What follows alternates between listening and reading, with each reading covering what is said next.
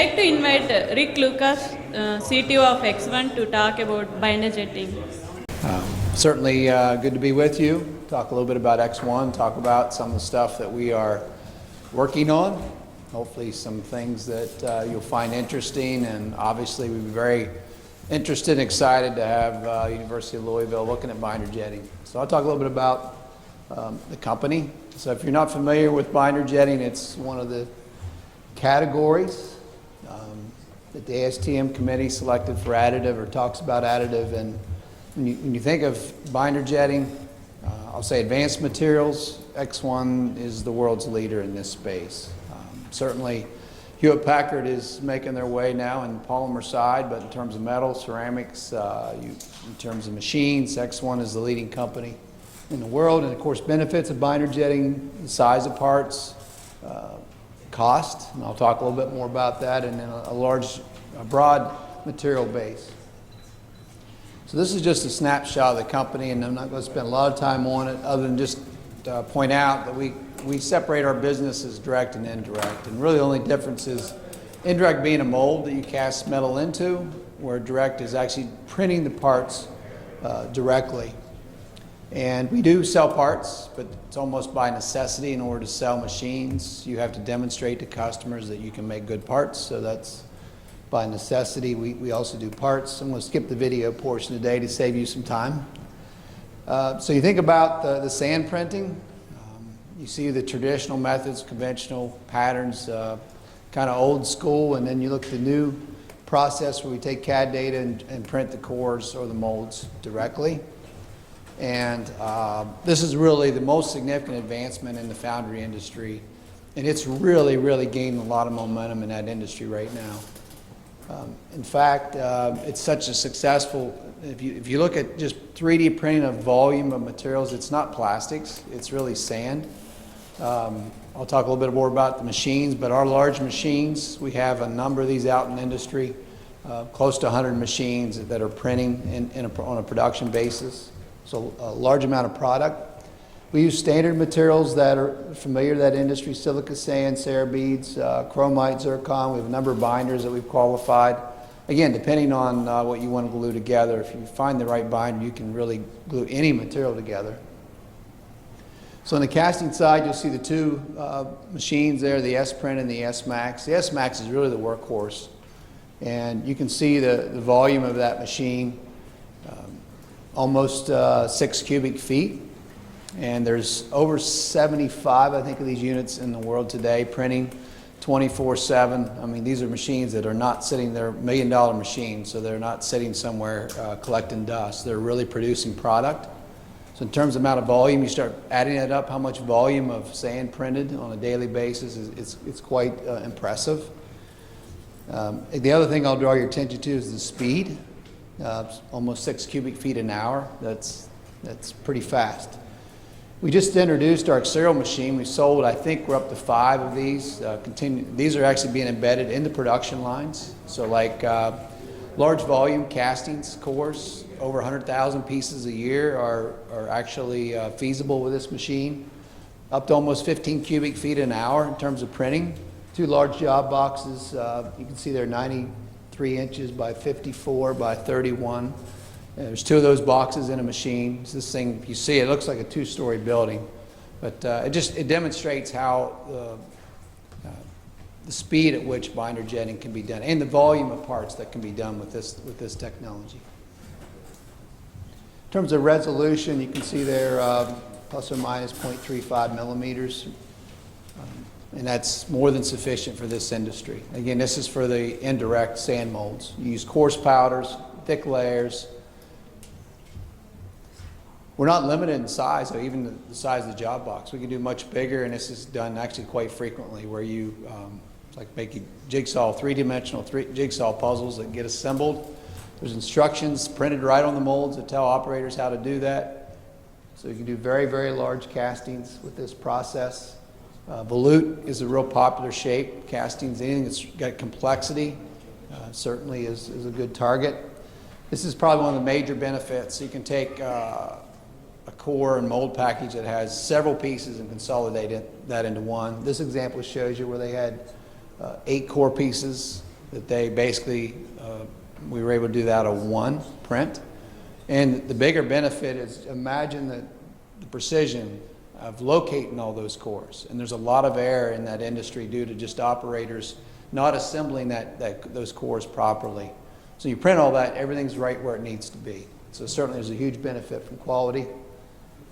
So that's all I was going to talk about sand. We also have been doing quite a bit with 3D printed sand for like composite tooling. In this case, what we call washout mandrels. So we use a polymer that we developed that literally it can be washed out with water.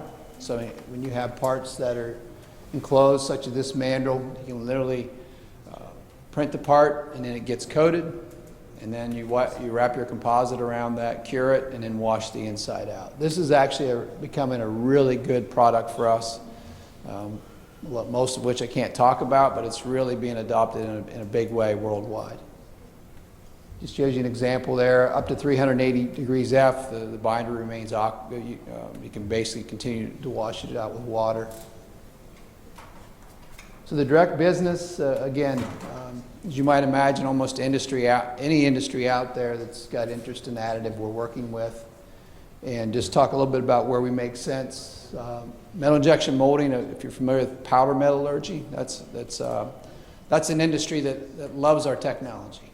A lot of industries are intimidated a little bit by the furnace that you have to use after you print the parts.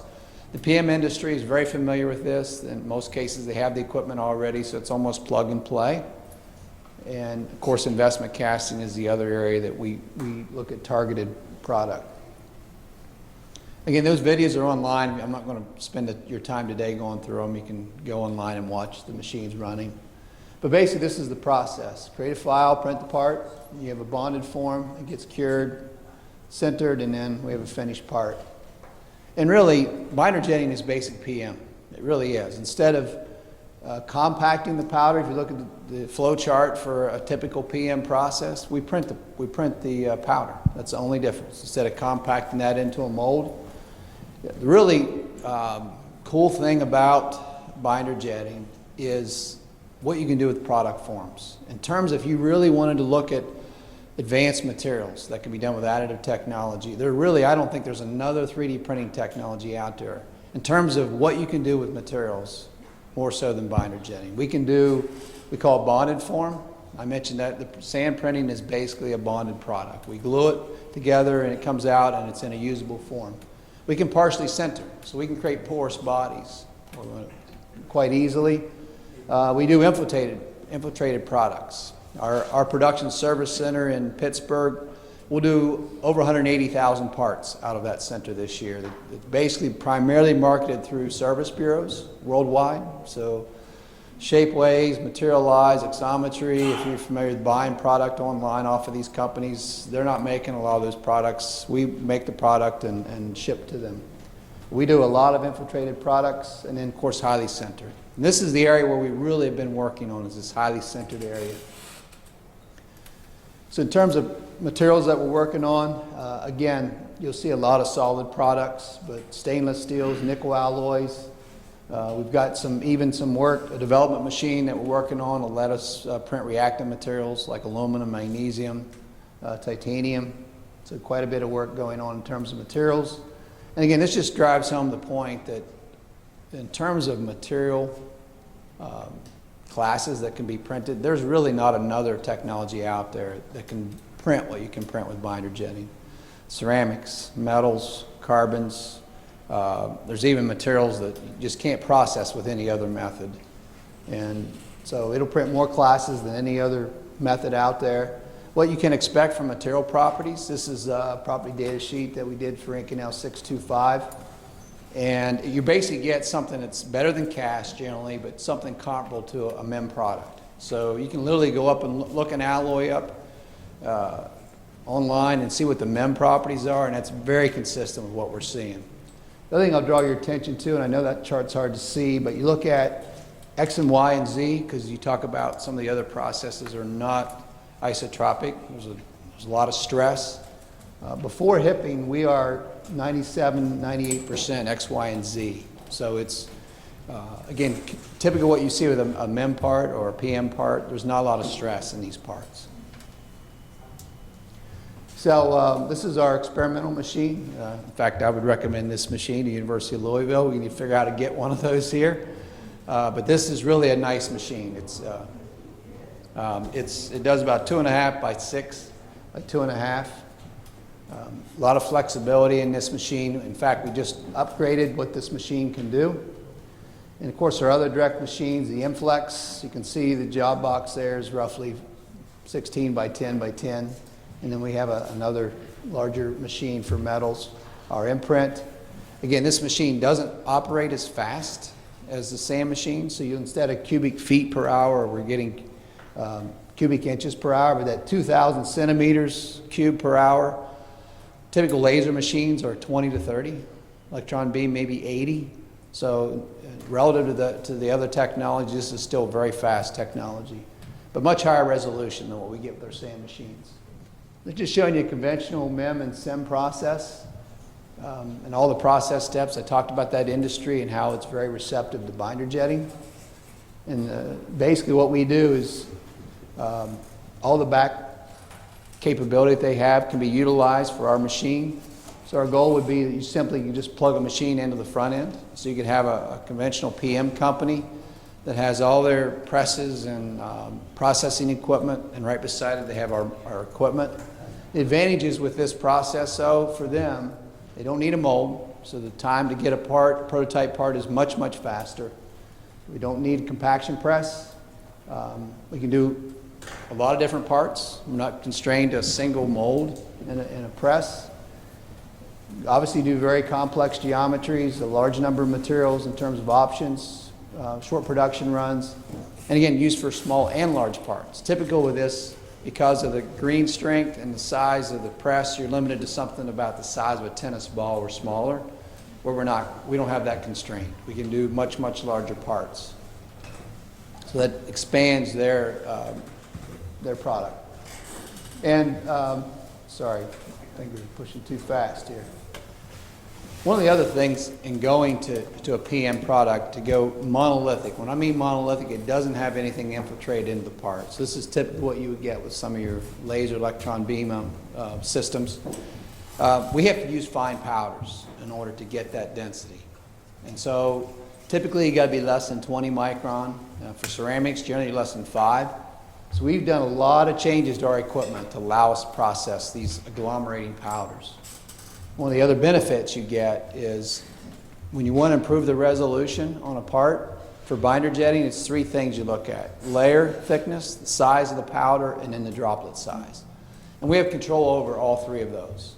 So obviously by dropping the powder size, we now can generate really high resolution parts. And Gabe did bring a part on one of the breaks. If you can swing over and take a look at that. This is a part that wasn't machined. It's right out of the furnace. It has been grit blasted, but you won't find another 3D printing technology out there that has better finish or resolution than what can be done with this technology.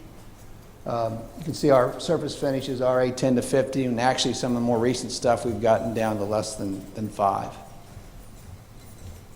Carbon and graphite certainly are, we've actually done quite a bit. We have a lot of customers that have done a lot with carbon and graphite. Ceramic materials, silicon carbide, tungsten carbide, aluminum oxide, and quite frankly, we run more customer-supplied powders than we do. This is our own internal development work, but most of it's proprietary powders that we're running for customers. Get them qualified on our machines with the idea of them buying a machine for themselves. Okay. Tungsten carbide. In terms of cost compared, this is a part that we had quoted at 3D Systems and Proto Labs, both using laser systems. You can see the cost there, close to $3,000 for that part. And with binder jetting out the door, we would quote that somewhere around $400 to $500. So it's, again, cheaper process. And this was actually a paper presented by UTEP. It just shows you the cost of E-beam and selective laser melting compared with binder jetting. If you can make a part with binder jetting and has the properties that you need, you're not going to beat that with any other process in terms of cost. It just, the math doesn't work out. The process is just a much more economical process. You can see their conclusion was it's going to provide the best possible future investment. And they are doing a lot of work in the area of binder jetting. This is just properties they compared with binder jetting, compared with the other technologies. Again, we're in some cases we're a little better, in other cases we're a little worse, but we got good material properties from this product.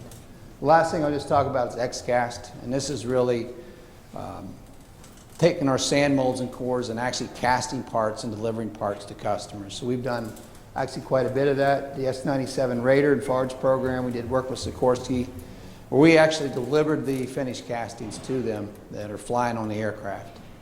So we're more than just about making printers. It's really about making the printers work in these given industries. And so in terms of when you think about ExOne, it's easy to think of us as a printer company, but we know a lot about materials, we know a lot about modeling, we know a lot about these other processes. So we love teaming up with universities and working with them to get our, obviously, printing platform there, but more importantly, work through the solution to develop a successful product. And with that, I'm going to close. Thank you.